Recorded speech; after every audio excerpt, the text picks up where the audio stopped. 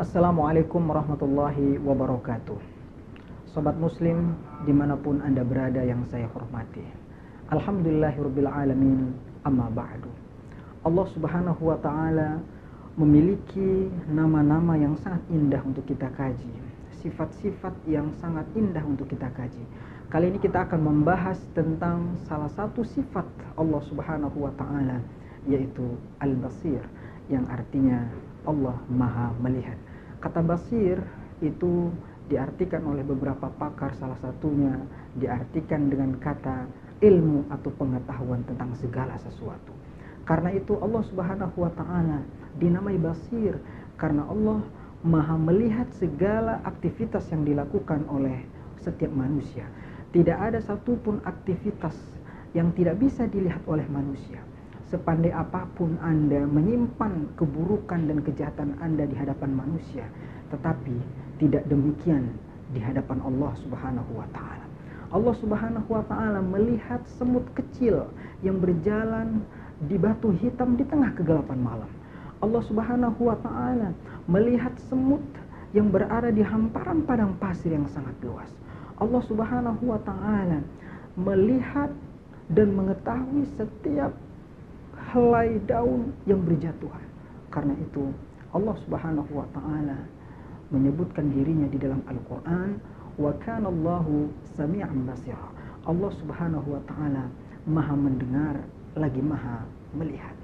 Ada sebuah kisah yang menarik yang insya Allah akan menjadi bahan renungan kita untuk mendalami atau mentafakuri tentang Allah maha melihat.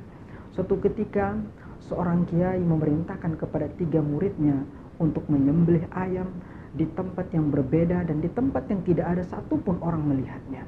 Akhirnya ketiga muridnya pergi dengan membawa ayamnya masing-masing. Sang murid yang pertama pergi ke atas gunung, kemudian tidak ada orang satupun yang melihatnya menurutnya. Kemudian ia menyembelihnya, kemudian kembali menghadap sang guru. Kemudian sang murid yang kedua, ia mencari tempat yang menurutnya tempat yang tidak ada orang melihatnya adalah di gua. Kemudian ia menyembelih ayamnya, kemudian ia kembali menghadap kepada gurunya. Sedangkan murid yang ketiga, ia mencari tempat ke sana kemari di lembah, di bukit-bukit, di pegunungan. Akhirnya dia menyerah bahwa tidak ada tempat yang menurutnya pasti ada orang yang melihatnya. Kemudian ia menghadap kepada gurunya. Setelah selesai, sang ketiga murid tersebut melaporkan hasil sembelihannya kepada kiainya atau sang gurunya. Kata santri yang pertama, ia mengatakan bahwa ia telah menyembelih ayamnya di gunung yang tidak ada orang melihatnya. Kemudian sang murid yang kedua, ia mengatakan bahwa ia menyembelih ayamnya di gua yang tidak ada orang yang melihatnya. Kemudian giliran santri atau murid yang ketiga, ia tidak mampu melaporkan hasilnya kepada sang guru atau kepada sang kiai. Kemudian sang guru bertanya, kenapa Anda tidak melakukan apa yang saya perintahkan? Kemudian kata sang murid, mohon maaf guru, saya mencari-cari tempat, tidak ada tempat yang menurut saya ada orang yang melihatnya atau ada zat yang melihatnya. Saya mencari ke lembah, ke bukit, ke gunung, bahwa tidak ada tempat yang menurut saya semua tempat diketahui olehnya, yaitu Allah subhanahu wa ta'ala. Karena itu mohon maaf guru, saya tidak bisa melaksanakan apa yang diperintahkan oleh guru. Akhirnya apa kata gurunya? Engkau benar wahai muridku, tidak ada tempat yang tidak dilihat oleh Allah subhanahu wa ta'ala. Dari kisah yang singkat ini kita bisa ambil pelajaran bahwa dari santri yang ketiga, bahwa ia menyadari bahwa kehadiran Allah melihatnya, Allah mengawasinya dimanapun orang berada. Sekecil apapun perbuatan yang dilakukan oleh umat manusia dilihat oleh Allah subhanahu wa ta'ala. Dengan menyadari bahwa Allah maha melihat, akan lahir beberapa sikap di dalam diri kita. Yang pertama adalah orang tidak akan lagi bermuka dua.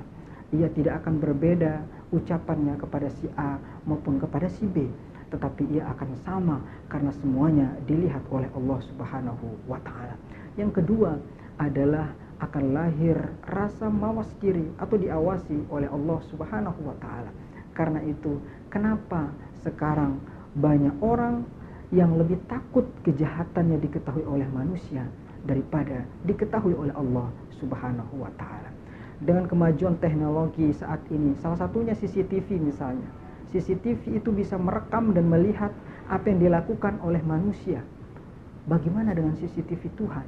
Bagaimana dengan CCTV Allah yang pembuat CCTV manusia itu? Tentu secara logika CCTV Allah jauh lebih kuasa atau lebih jelas daripada CCTV yang dibuat oleh manusia. Mudah-mudahan dengan sifat Allah yang maha basir ini melahirkan diri kita menjadi hamba-hamba Allah yang jauh dari mengharapkan pujian dan penglihatan manusia. Demikian, wassalamualaikum warahmatullahi wabarakatuh.